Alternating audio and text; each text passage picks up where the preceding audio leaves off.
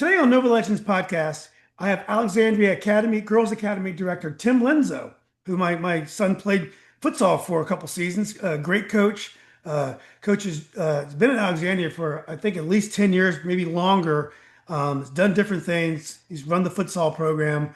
Obviously, has coached the high level club teams on the girls and the boys side, and now is moving into a new role. Coach, did I get that right? Most of those facts? Yeah, pretty close actually. I think it's actually only been I think with Alexandria. Okay. Not quite 10, but yeah. Okay. And I forgot to mention you were coach of the year for Virginia or something 2 years ago, I think.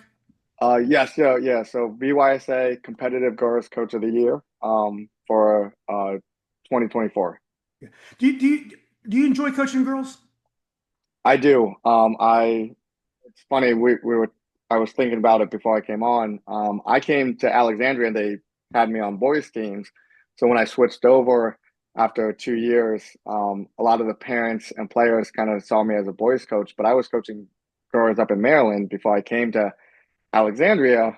So looking back at my career now, I've been only coaching boys, 3 out of the 15 years I've been coaching. What's the biggest difference between coaching girls and coaching boys? I think the biggest difference is the mentality and the mental approach to the game. I tell um, parents and players because I get asked all the time, well, what do you prefer?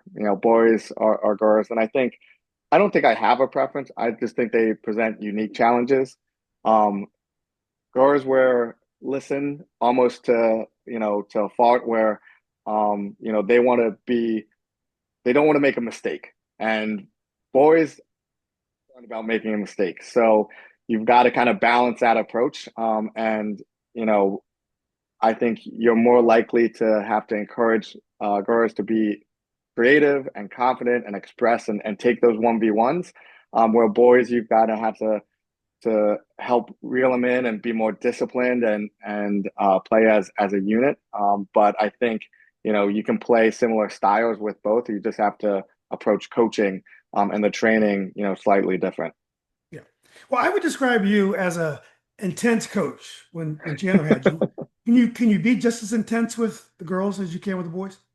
Yeah, I love this question because and Alexandria has gotten me working with more coaches over the years, and not just players, but absolutely you can. I think if you see me on the sidelines now, it's very similar to how I was you know 3, 4, 5 years ago. I think I explain it to parents and players that there's two main um, pillars of my coaching style, and it's accountability and empowerment, right? And the what you hear on the sidelines from the other side, that's me holding players accountable, right? Whether it's our team tactics, something we've worked on individually, how we receive the ball. I do believe in holding players accountable to that.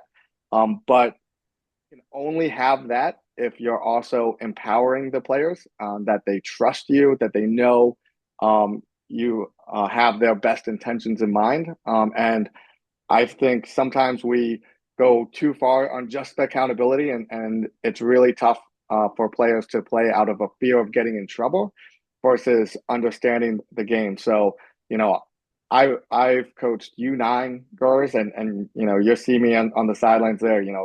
Very similar demeanor. Obviously, maybe the coaching points are going to be different with 8-year-olds versus the women that I work with. But the intensity, the expectation in terms of the quality of what we want to do, I keep at a very high standard. And I think when you get players bought in and understanding what you're trying to do, they respect you more for that. It's not being scared and things like that. And I've seen the girls step up just as much as the boys when they're being held accountable and being empowered, but it does have to be both. And I think that's a tough balance for coaches. I know we'll probably address this later, but especially in this competitive Northern Virginia DMV area, where there is pressure from players, from parents, clubs to win, that they lean too much on the intensity and the accountability, and they kind of lose sight of that trust that the players need to have in you as well. Yeah. Well, Coach, I did a podcast with, I don't know if you're a basketball fan at all, but Paige Beckers is a prominent WNBA player now, and I did a podcast with AZ Fudd, who's from around Hmm. here. Her parents were great players here. Anyway, after I posted this podcast, I got tons of views because women's basketball is hot. But anyway, Yeah. a lot of people, some of the complaints I got were, why do you always compare like Caitlin Clark and Beckers? Why do you compare? And, in the men's game, that's what we do. When we talk about sports, we compare Michael Jordan to LeBron James. We compare Messi to Ronaldo. This is what we do. This is what sports fans do. This is why we Yeah. talk about it all the time. And I've never heard anyone say you shouldn't do that. But I was surprised how many comments I got. Why do you have to compare the two? And do you find that sometimes there is a difference when you're talking about female athletes? Yeah, that's an interesting one, and I think part of that probably comes from uh, society and culture that girls are being brought up into versus boys, right? Where um, there is definitely more individuality at a younger age for boys to express themselves, and for girls, it's kind of feels that temper it a bit, and you're like, oh, you got to be nice, you have to be respectful and encouraging. You don't want to be, and while boys can be wrestling and punching each other, and you're like, oh, boys are boys, right? And so I do think there's some of that where as they get older, the women get older, you want to be more empowering to the individuals. And so I mean, I think it's okay to compare, right?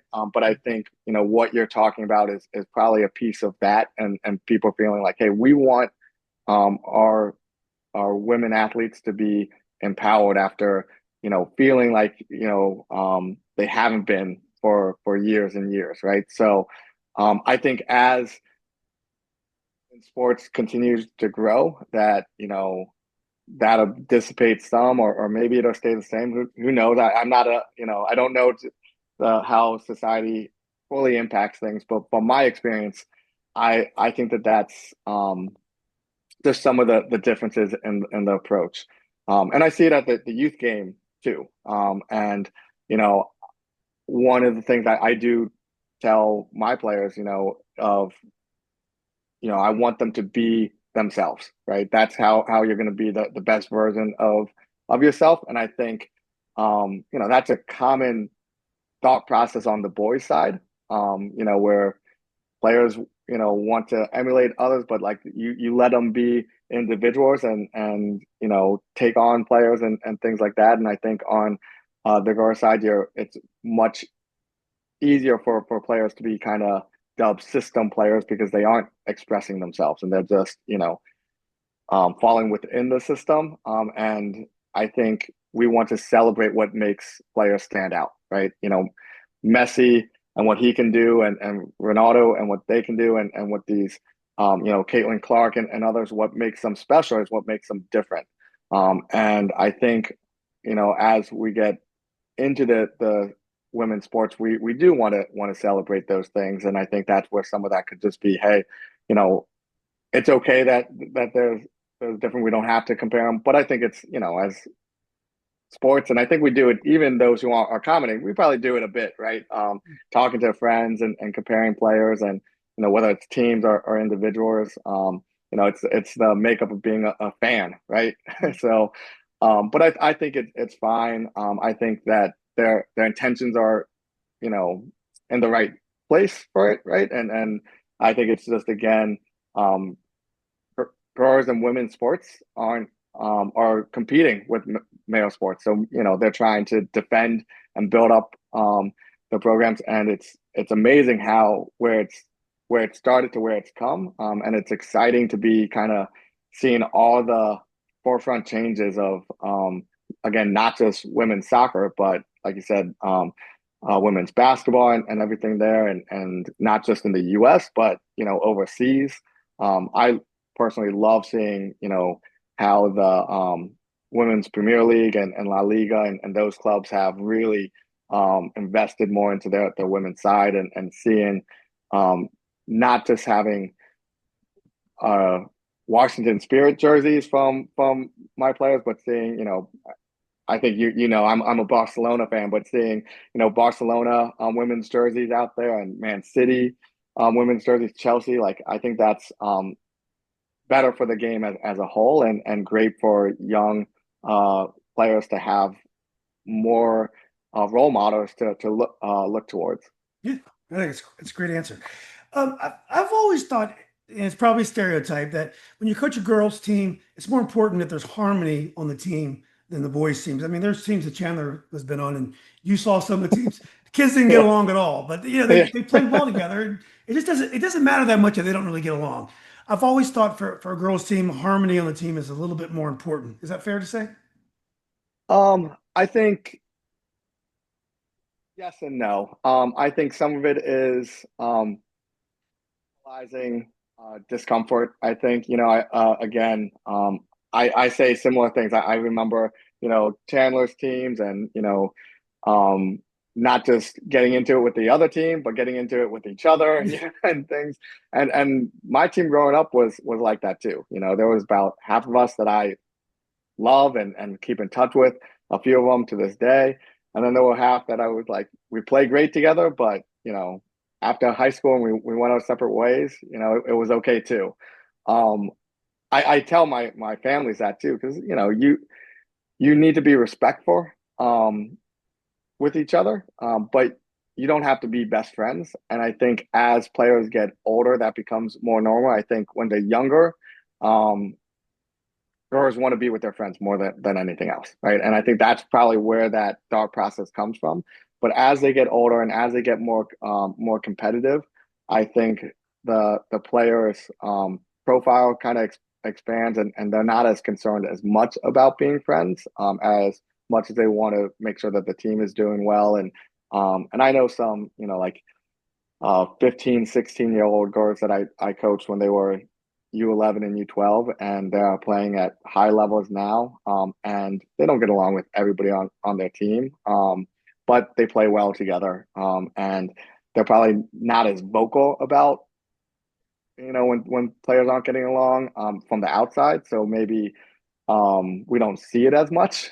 So we don't associate it with the team as much as the boys. But I think a lot of it is very similar. And you're gonna run into that. I think from the coaching side, you do want to just manage it and make sure that the harmony or the conflict doesn't affect the team chemistry. But I think you can find that on some boys teams too.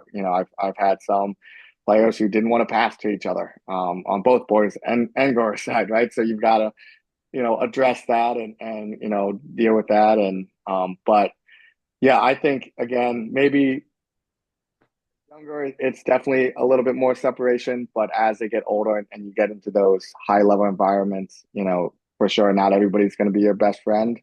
And it's normal, and as long as the coach can, deal with the adversity that can come through, I think it's fine. Yeah. Well, you mentioned, well, we talked offline about Ryan Rich as the technical director of the club. How, when you're putting together a style of play and kind of like a personality or whatever it's called for a program, do the girls and boys, are they always the same, or because the girls' game is a little bit different, your technical and maybe tactical ways of playing could be different from the girls and the boys, or is it all the same? Yeah, I don't think I think it would be to just say it's all the same, right? I think there are differences in, personalities and player profiles on both sides.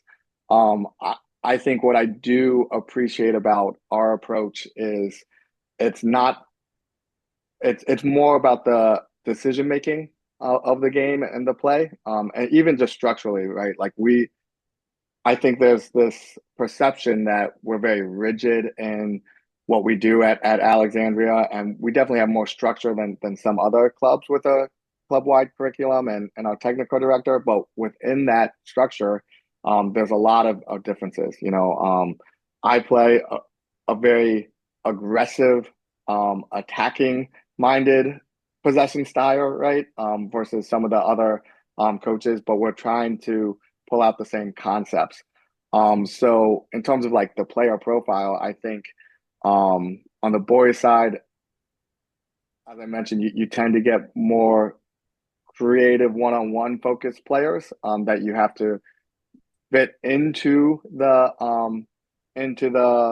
team dynamics and what we're trying to do. So if I'm coaching on the boys' side, I'm looking at that and saying, okay, that's great, but who can be more disciplined and work as a team within that one-on-one stuff. And I think on the girls' side, I'm looking at, okay, I know they're gonna listen to me and fit into the system.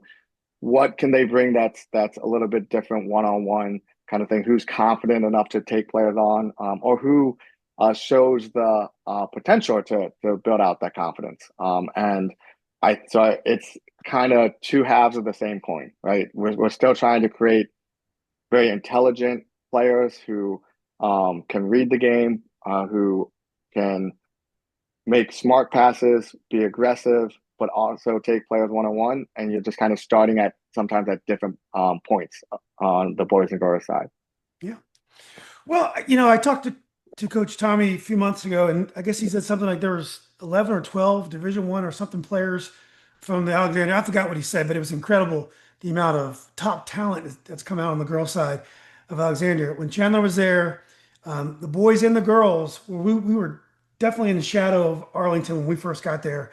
The girls were even more so in the shadow than the boys were.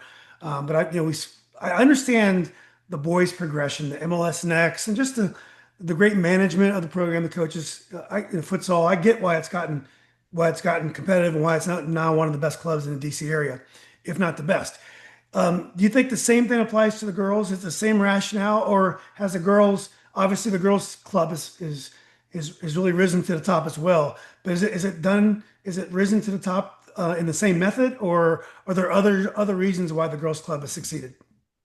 Yeah, I mean, there's a lot of reasons and factors. I think um, one of the biggest things that I've gotten to see is, I came over on the girls side 6 years ago, and I've seen the changes, some of the things that we've been innovating in, both with futsal, with some of the approach to the game and things like that. And um, one of the things that I really appreciate that we've done is we've been ambitious and we've been realistic too. Where we started at 6 years ago to where we're at now is um, very different, and I think we're continued to progress.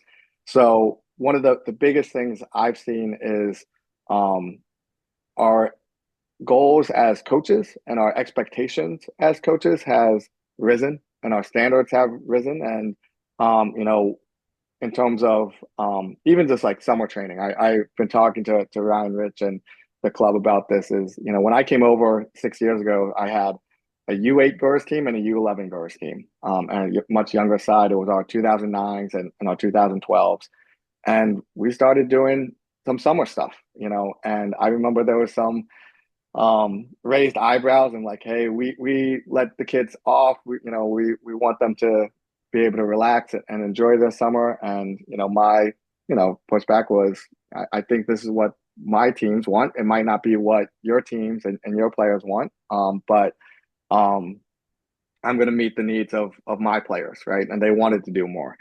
And that was 6 years ago. Fast forward to this summer, we hosted this pickup soccer for the first time for U13 to U15 um, uh, GA and GA Aspire teams. And that's probably about 60 kids, six, oh, sorry, about 100 kids. And we had 40 to 50 kids out there every Wednesday in, Wow. 90 degrees. And, for me, it was just a light bulb of like, hey, our player profile has changed because our standards and expectation and, the competition that we're playing has risen. And so our players want more, our families want more. And again, to Alexandria's credit and, our leadership, they've been willing to adjust and kind of go with me through this progression of, um, not as demanding, schedules and things like that to now, we've still stayed true to that identity, but we've expanded, what we have to offer. We didn't have Super Y teams, and now we have 8 Super Y teams for the younger age groups. But it is also piece of it because I do think, you look at the MLS Next, the GA schedules, those are now 10, 11-month schedules, right? So it's that balance of like, hey, we have this other stuff to do, but it's not going to be mandatory, but it's for the players who want a bit more, right?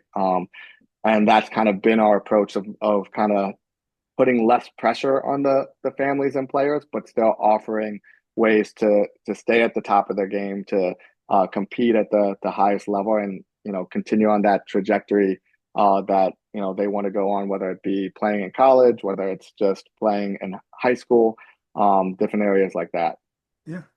Well, I've been out of the club scene for a while. Chandler last club season was 2022, 21, 22. So it's been Man. 3 years. And but if you ask me to explain Alexandria, how it was different from other clubs at the time, I would have said it was community based. It kind of had the city of Alexandria behind it. Most of the other clubs, Arlington has that too, but a lot of clubs are kind of like just areas of Fairfax County. The futsal program, the method of play, it had a different feel. The kids could go from the A team, B or C. They can go up and down, in the same weekend or same week. Chandler did that a lot. He loved to play so-called down just to get more minutes, which was great. Does Alexandria still have a very distinct style from the other clubs in the area? Yeah, I mean, it's hard to say. I don't know what other clubs are doing, Mhm. to be fair, but I do think, the things that you were talking about, the community. I mean, that's our core piece. I mean, I know we're more talking about the academy side, but there's so many great things that we're doing within the city, within the schools. Um, and I know Tommy had shared some of that stuff on his previous piece. And to the club's credit too, of just like opportunities and pathways for players. Jonathan Nunez, who's in our after school programming and done great work with that. He was a player and now a full-time staff member. Cindy Lopez, who's our rec director, same situation. Paul Sheeland, is now our our UPSL head coach. He was a player in the club. I mean, to me, that shows again the core identity of what we're about. And one of the reasons why so I've been so loyal to the club, right, and stayed with them for this long is because of the other things besides the competitive environment that they're about, their identity, which is really important to me as a coach. Integrity, having the right intentions for players and the community is really important over the bottom line. And so that's something that's kind of kept me tied to Alexandria and why I've always felt it's been a really good fit. And then player development, it's great that you mentioned that. We played some friendlies this weekend, and I had a player from our GA Aspire team guest with us. I had two 2013 players that play a year up and get to play with us and continue to give those opportunities to players. And again, like Ryan's helped, Ryan Rich has helped professionalize this model too, where in addition to like futures roles where we have players, but we have a train up day every week where an age group trains together and players from the um, second tier team are selected by their coach to train up with the first team and the third team up. It's dedicated every week, a day versus, just coaches is working in. And that's the expectation. We want to, reward the players who are doing well and also challenge them in a higher environment. And then vice versa. again, it's great that you mentioned this, and I have so many examples that just in the last week, one of my players has felt a little rusty coming back from the summer, and she asked if she could stay and train extra with our GA Aspire team last week, and the coach said great, loved it, and so she got an extra training session with our GA Aspire team, and great for her, and it's very much fluid like that. And it's exciting to see, because ultimately it's for the betterment of the players. And Chandler got that experience to be in different environments. I also think it's great for coaches to work with different players, and players to work with different coaches, right? And I think end of the day, all these nuances and differences and how we approach it at Alexandria is for the better of the players, whether that's are moving up and down in training. Also, mindfulness. I don't know if Chandler worked with Robin, who's been a long time mindfulness coach. I don't think so. Mm. Yeah, so Mm. she's awesome. I'll do a little shout out to her now, but um, over she was working with me and taught me some really great techniques to help players perform at their best, right? Which is ultimately what we want to do, and things like box breathing, which is a way to help players get focused and centered before games and training. Um, Visualization tools, these are things that professional athletes are doing. We incorporate into our programming. She coached our coach education pieces and teaches the coaches. And this was something that I wasn't really comfortable with when I first came to the club.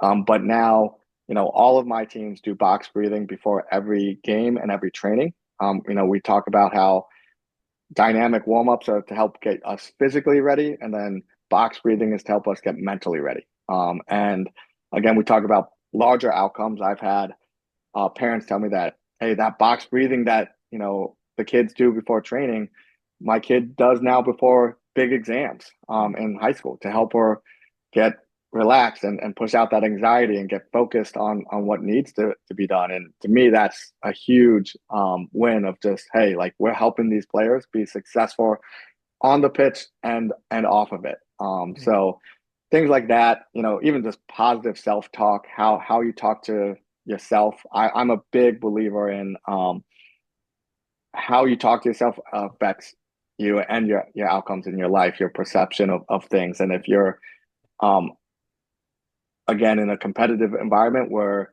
you're being critiqued a lot, right? Both by your coach, by your family, by yourself, by teammates. You've got to have tools to make sure that it doesn't become a negative, right? That it can still be a positive and that you can still grow. And confidence on the grower side, it tends to be one of the biggest struggles that I see. And so all these tools that I've learned and picked up is to help players be more confident. And one of the things from my team we've talked about is our team identity and our player identity. And the first thing we want to be is confident. And that doesn't mean you're always going to be at your best, but it also means being able to um, t- take adversity and take feedback and use it to be positive to make yourself better versus letting it really demoralize you and lose the confidence. And from a development standpoint, I've learned confidence is the number one factor in player development. You can be the best coach and the hardest working player, but if you have no confidence, you're not going to be able to perform and execute any of those things in games or in situations when it really matters. And so, that's something I focus on and really work with the coaches on too, of how to help players stay confident, how to find the right moments to build up confidence in players. And it's not an exact science, and every player is different. But for me, I find it one of the most exciting part of coaching, not just the tactics pieces, but how to get a player in the right mindset to perform at their best. And I think I learned a lot from watching some of the Alexandria coaches, Will Hanna with his teams, how he would press and push buttons and that sometimes tell jokes and sometimes, get into it. I think it showed me a lot of how hitting the right buttons can be the difference in these games. And helping players be consistently at their best is going to help them win games, help them, you know, build their even more confidence, help the players around them, and have a belief system.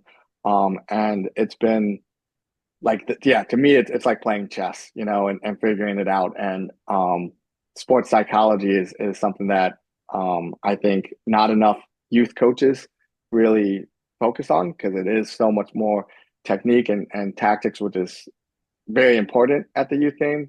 But again, they can know all that stuff and they can do all those juggles, have the confidence to perform in games. It's really tough um, to utilize all those tools.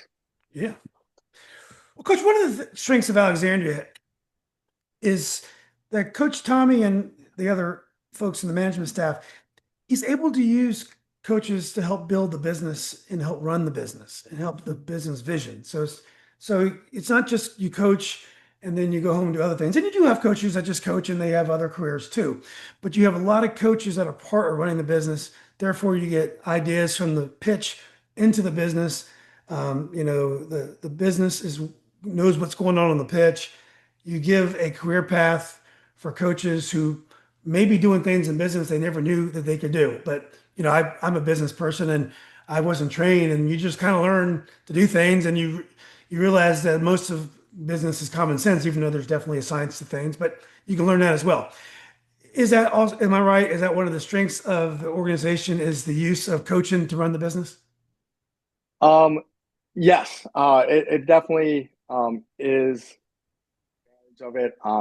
Truthfully, I never thought soccer as a full-time job until I came to Alexandria, right? So um, I'm very lucky and to that soccer is my job, right? So I can 9 to 5 watch game film, have conferences, all of that stuff is part of my job.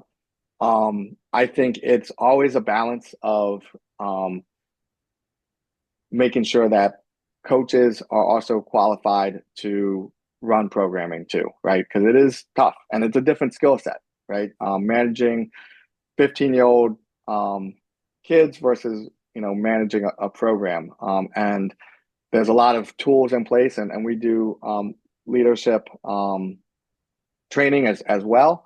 I think I was lucky enough that I came into Alexandria with a little bit more experience. I, had been in the Marine Corps. I had worked in public affairs. I had, done a bit more managing ahead of time and kind of in director roles beforehand. But, like I said, Cindy Lopez, Jonathan Nunez, these are homegrown Alexandria players that become coaches that are also in full-time director roles and doing a really great job. I think when you look around and not every coach is a great director and not every director is a great coach. And you have to be self-aware and acknowledge that. And there's certainly areas as a director that I have gotten feedback on consistently from whether it be Alexandria leadership or my peers, of areas to kind of improve on and work through. And but it does help having someone who understands the game and the environment. And I think it's harder when you're not, especially in this area in Northern Virginia, where um, there's very few areas in the U.S. where soccer is quite as condensed and intense and as this area. So you do need to have a sense of what the players are looking for, the families are looking for. I think when I ran the futsal league, my experience as a futsal player, as a futsal coach, really helped me understand how we could be different than other leagues to help fulfill the needs of the higher level players as well as the recreational players. And I think flexibility is really important in that. But yeah, it's always a balance, and I think every club experiences that because you want to have your coaches in higher positions, but then we also find, hey, you know, running programs is different, and you also don't want to lose your top coaches off the field. I laugh. People are sometimes ask me like, "Oh, do you want to start your own club and be like Tommy?" And I'm like, "There's no way I want to do that." All I want to stay on the field. And my role has changed. But even when I'm talking to my directors, I tell them my goal is to stay on the field at least with one team. It's what I love. I love being with my players and working through it and solving problems. Where sometimes, and it's true of any job. I saw it in the Marine Corps. The more experience you get and the higher you get, you tend to get further away from what you started with, right? And what really made you fall in love with the job. And some people fall in love with the other role. For me, soccer was my first love as a player, and now as a coach. And so I don't want to get too far away from that. Now it has evolved, and working with the coaches now is a big piece of my job. And I have to really kind of approach it as they're my team to work with now, and how can I help them develop individually, like I've tried to help players develop individually. Yeah, it's a really good point about you still got to have the right skill sets. Hey, being a Marine, it would seem being a Marine would help you be a better coach, organization, being able to inspire people. Are there any downsides to being a Marine? Is it all good? Your Marine experience, all good thing in terms of coaching? Yeah. The way you talk to people in the military doesn't always translate well, I'll say. But it's helped me be a coach for sure. I kind of mentioned I started coaching actually high school age scores when I got out of the military with Baltimore base. And I always share this. You said I was an intense coach. I was an intense player. I was an intense Marine. And I did really well in the Marine Corps because of that personality and approach to it. But when I came out, I learned a few things that wasn't great. And I start off by saying, my parents let me know that there were times when I came home and they kind of walked on eggshells around me because I was that intense and I was that wound up. And I credit the girls that I worked with as really helping me adjust to working in not a military capacity. Because if there's one demographic that just screaming at is not going to get them to do what you want, it is teenage girls, right? Like, so, and that's also where, like, oh, like I can't just hold players accountable. They, especially like they have to know and trust me first, right? If I'm just yelling at them, they're going to roll their eyes or, they might still do it, but it's not because they believe in what I'm telling them. So it so yes, it's helped me a ton, but I did have to adjust quite a bit. And every year, I've adjusted in different areas. But yeah, I mean, I was very intense, when I came out, probably to an unhealthy point. But I've adjusted a lot, but still kept that identity of that intensity. And you mentioned it before. But I think every um, coach should lean on their life experiences to help them be the coach that they are, right? Both positive and negative. And for me, it was the military. I was also did a lot of counseling before that, not formally, but through different programs that helped me um, really. I think that's where my fascination with the sports psychology and the mental side of the game kind of started from was, even before the military, working with young kids, helping them through problems, with going through high school, with parents, divorce, different things like that, and how to help them overcome that. And I've kind of combined those two aspects of my life to help me be a better coach. And it's always fun to see. But yeah, I'm sure if any of my Marine friends, while I was in, saw me now, they would see me as much more relaxed and calm versus back then, because yeah, I had a reputation. Well, you've actually mellowed since I knew you as a coach. Now, we mentioned earlier that Alexandria is putting a lot of girls into the college ranks as players. Um, are you getting parents? Are they putting more pressure on you guys to talk to colleges?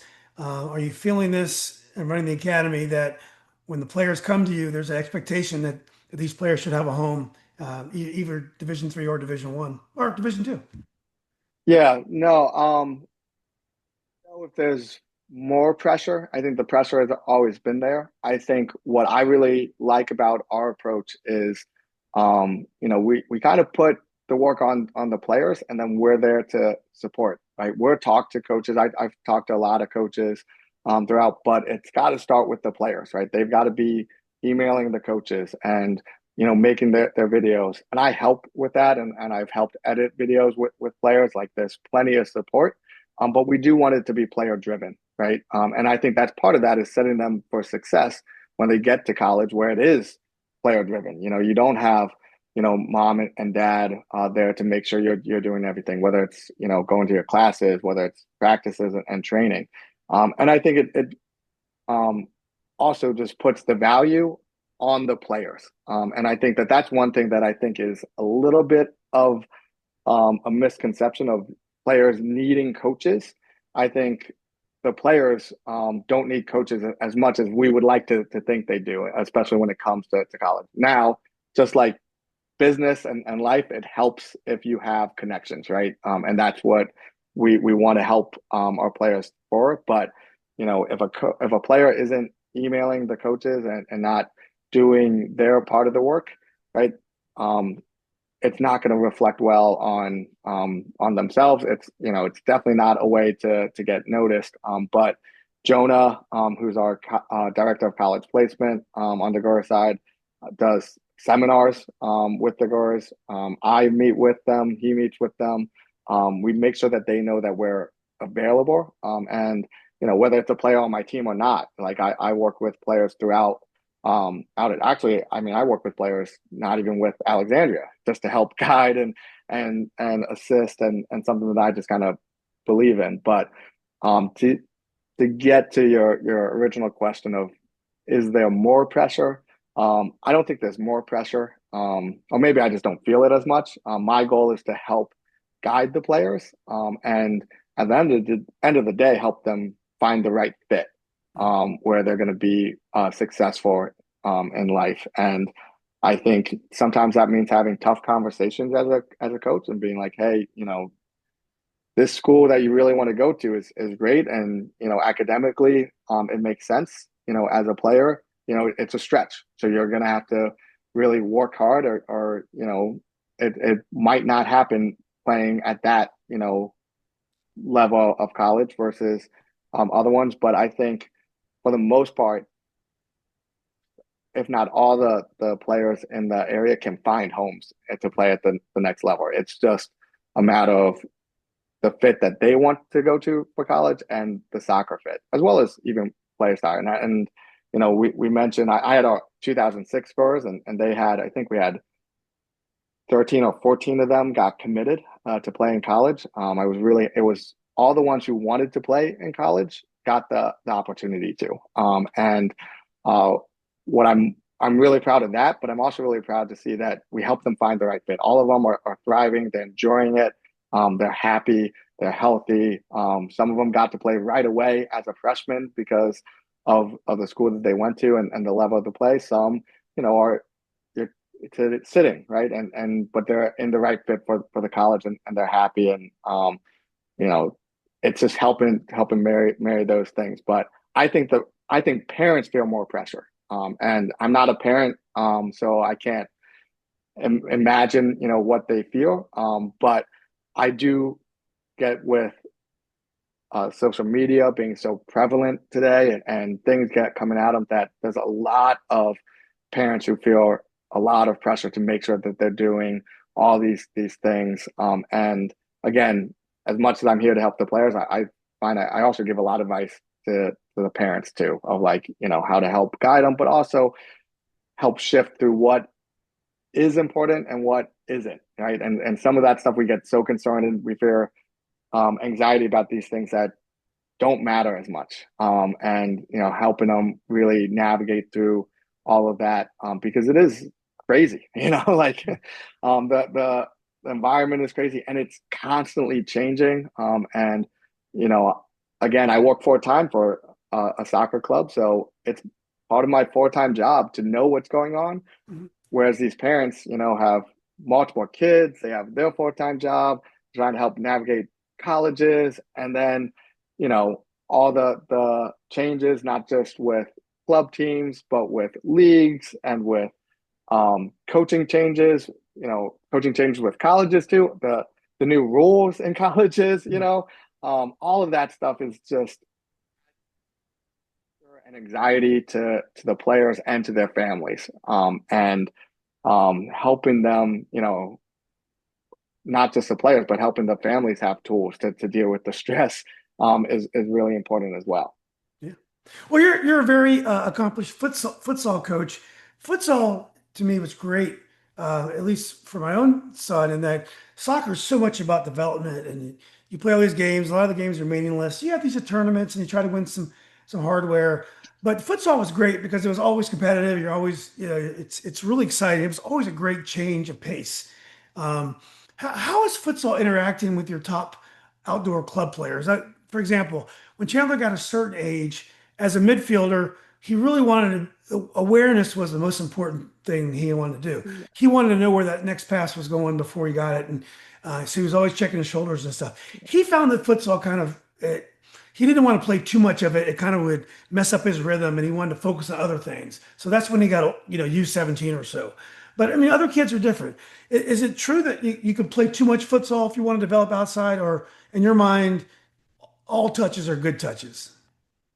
Yeah, I wouldn't say you can play futsal one way. I think again, it depends on the player and it depends on the program and the coaching, right? And finding the right program that fits your player is really important.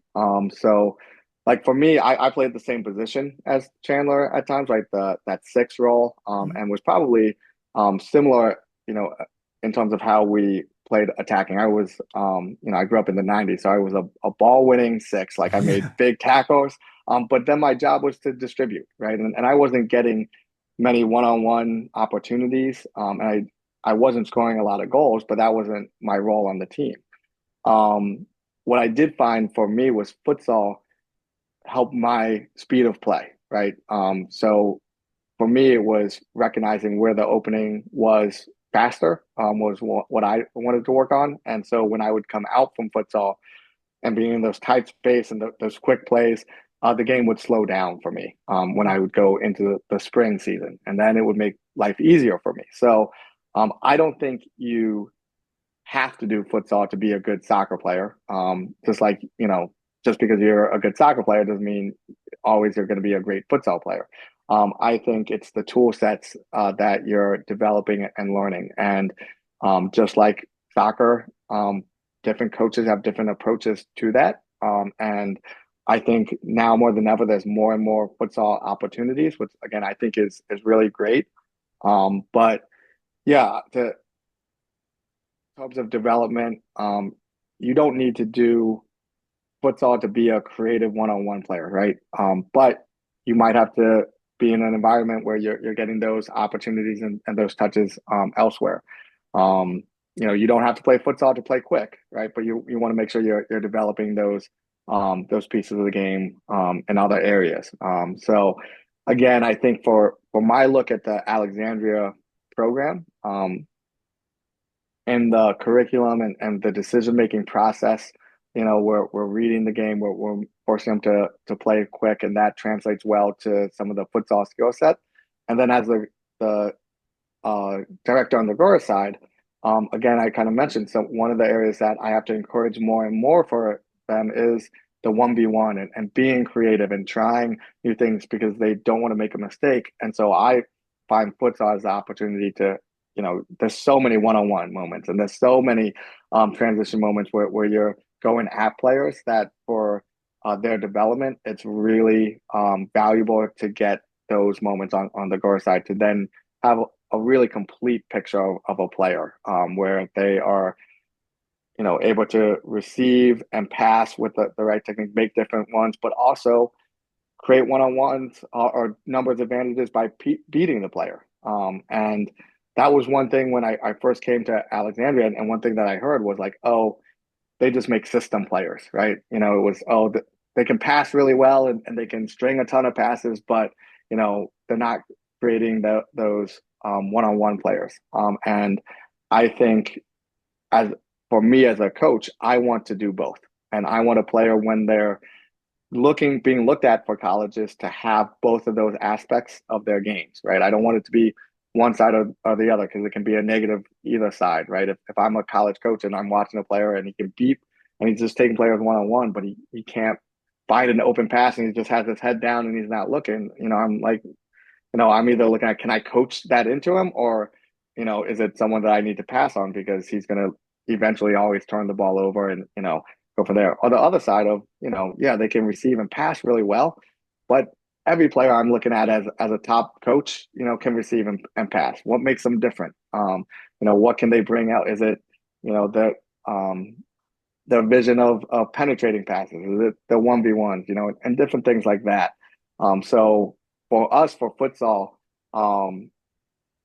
more integrated into our academy curriculum more now than ever, even when Chandler was around. And for the first time ever for U13 to U19 girls academy teams, it's a 10-month program where they are Hmm. in futsal and they, when they sign up for academy, it is part of the program. And so everybody does futsal this winter. There's not a tryout and you choose. And there's been some, parents ask, well, like we want to do this and that. And I'm like, that's okay, right? But every time you miss, understand, that's just like missing a regular practice, right? It's not futsal is separate. It's part of Oh, what that's a who we change. Yeah. are. Yes, yeah, it's a big change. But I do think it's where we're moving towards more and more. And Mhm. I think again, the more we're aligned and connected, the better it is for the players. So it's not so different. And we also found too, like, you talked about the harmony of a team. You know, when we had futsal tryouts and then you have academy tryouts, and now we have, a summer league teams, kids were having ID days every 3 or 4 months, right? Like, that's a lot of anxiety and pressure. And again, this keeps the teams a little more cohesive, and they're training together. They're playing with their teams throughout the winter. It's not you take the winter off and then you come back. It's part of the training environment. And I think I believe on again on my eyes and my focus is on our girls development. I think it's going to be a big um, change in the players and how we're continuing to develop them when it is fully integrated and not picking and choosing because we believe that it helps make a complete player and a part of what our vision is for the players. Yeah. Well, Coach, this was a dominant year in the area for Asian soccer players in the high school side. The two best girl players, Elon, God, I forgot her last name. She's on the national team. Yeah, Anna Lynn, yeah. Chow. Yeah, Anna Chow's going to Princeton, played 90 minutes the other day. Amazing. Anthony Chong, who you know really well, is one of the best players in the area. There was a great Asian coach at West Springfield, I forgot his name. When I see African Americans playing soccer, when I was younger, it was mostly African, it was blacks from the islands, Africans. It wasn't necessarily American blacks whose parents were Americans that were playing soccer as much. Now there's so many African American kids that are playing soccer are great athletes are choosing soccer over basketball and football and certainly baseball these days.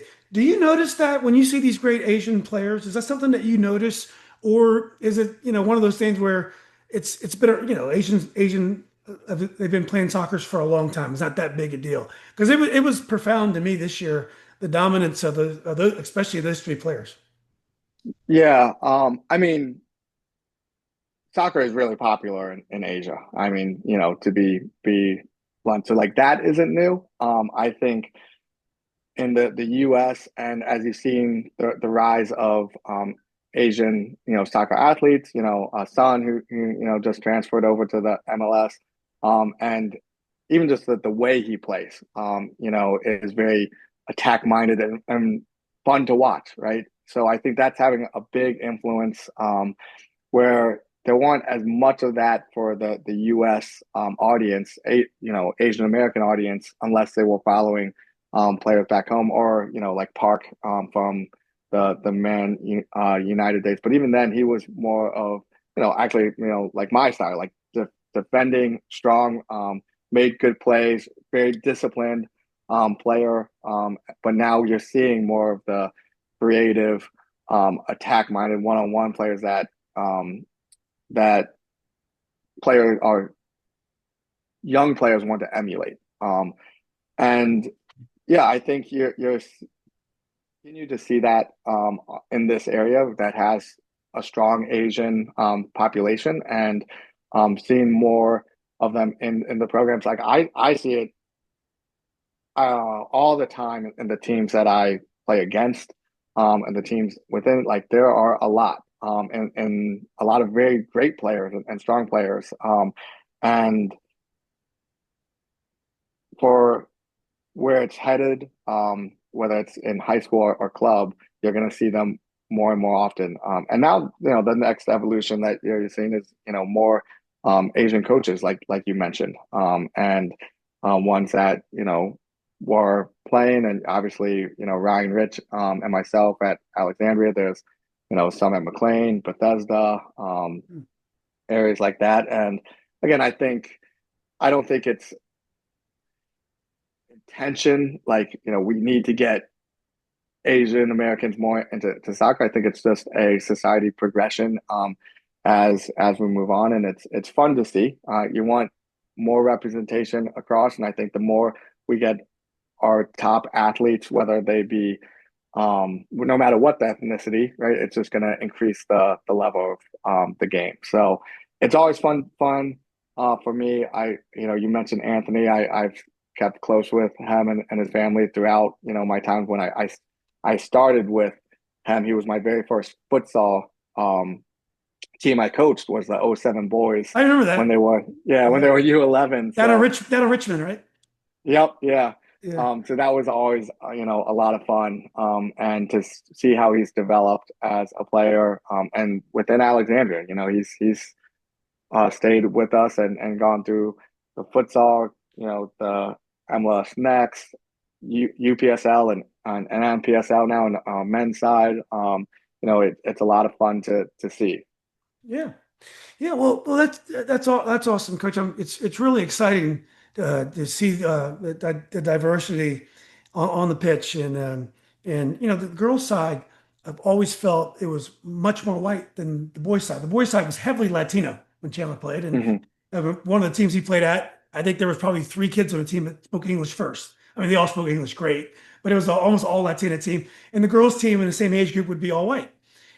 So it's great to, or mostly. So it's just great to see diversity in kids from other um, origins who are Hmm. succeeding. And on the girls' side, with like I said, Anna and Elon, the two best players in the area probably. So anyway, Coach, this has been great. Last question for you: as you move into your new role, do you have anything in particular you'd like to achieve, or is there anything, any areas of focus, or are you basically just trying to build on much of the good work that's already been done? Yeah. I mean, one thing about me is, I'm ambitious, and very goal oriented. So, um, to be blunt, like my goal is to make any program that I'm a part of in this case, the girls academy, the best in the area. And I don't shy away from that. And I work very hard to achieve that. And I know we have our work ahead of us. But we're getting, we have the right people around us, and we're driven. And I think when you do things with the right intentions, and you put in the work, it's going to happen. Um, and we kind of mentioned where the Chorus Academy was when I came over 6, 7 years ago. I set goals then. I wanted to um, help the Gora side start winning state championships. We've won two in the last 2 years. Futsal regionals, right? So we won our women's regionals. Our futsal team won regionals, and then I think an hour later, our U19s won the first ever girls futsal regionals in the same year. It was about 3 years ago. Ellie Goodrich with ODU now Yeah. was on that team. Ali Barrow at Navy, things like that.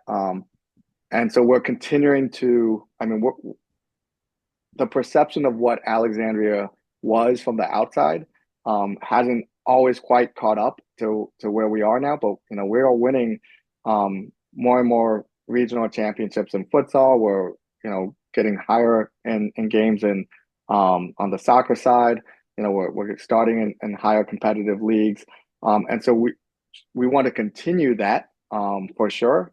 But in order to be the best, you can't just do the status quo, right? And so that's my goal is how do we continue to innovate? How do we continue to address the needs of our players? How do we continue to stay on top of the modern game, right? And where we're headed as a program, and as a nation, and looking at the women's game, what do we see that we need to meet, and where can we even improve it? So I am constantly looking to reach out and work with coaches at different levels. I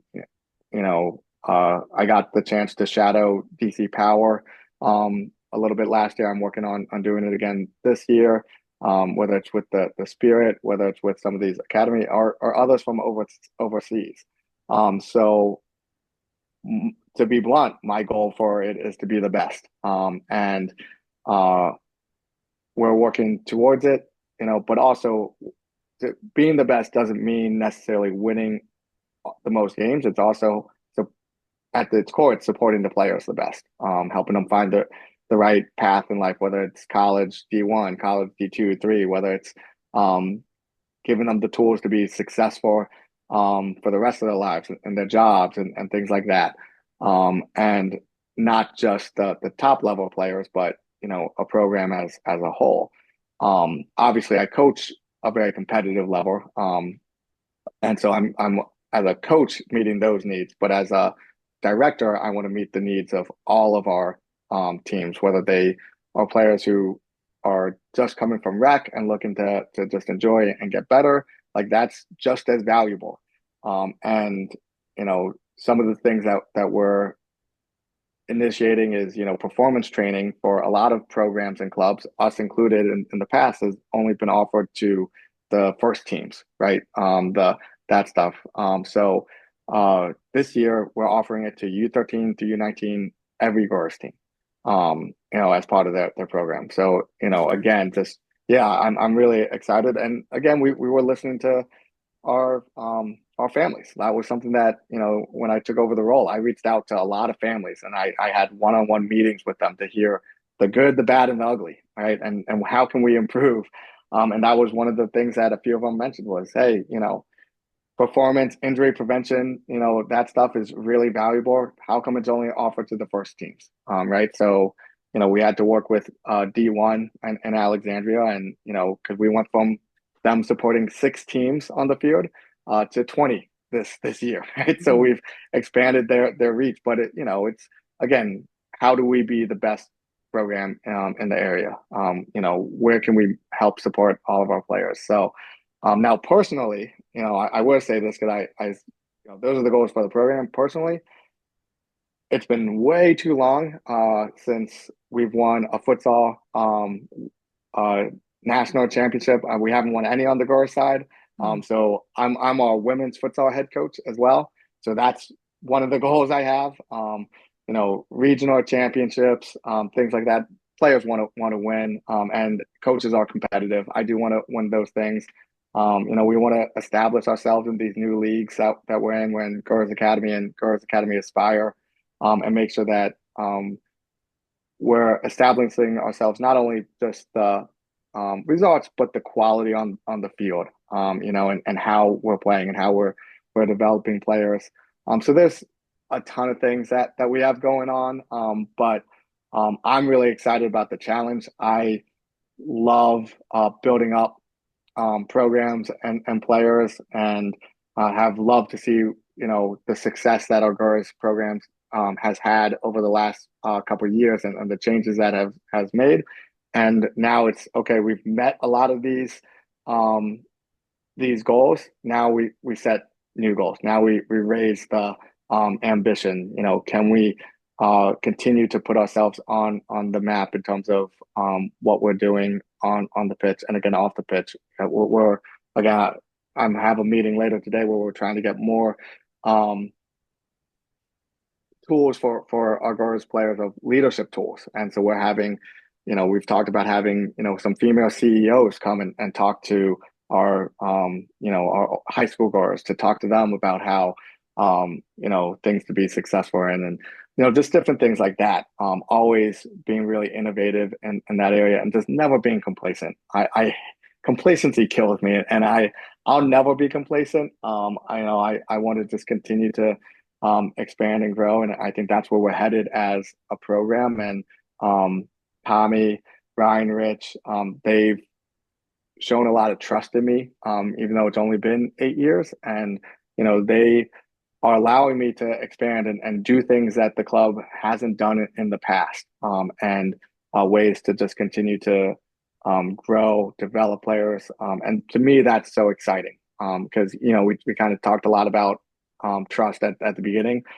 They trust me, and that's something that I really value, and am looking to show that their trust wasn't misplaced, and really continue to build it up. And you can see it. I mean, I love seeing our younger players too. Like I coach and I'm with the coaches for our 11v11 teams.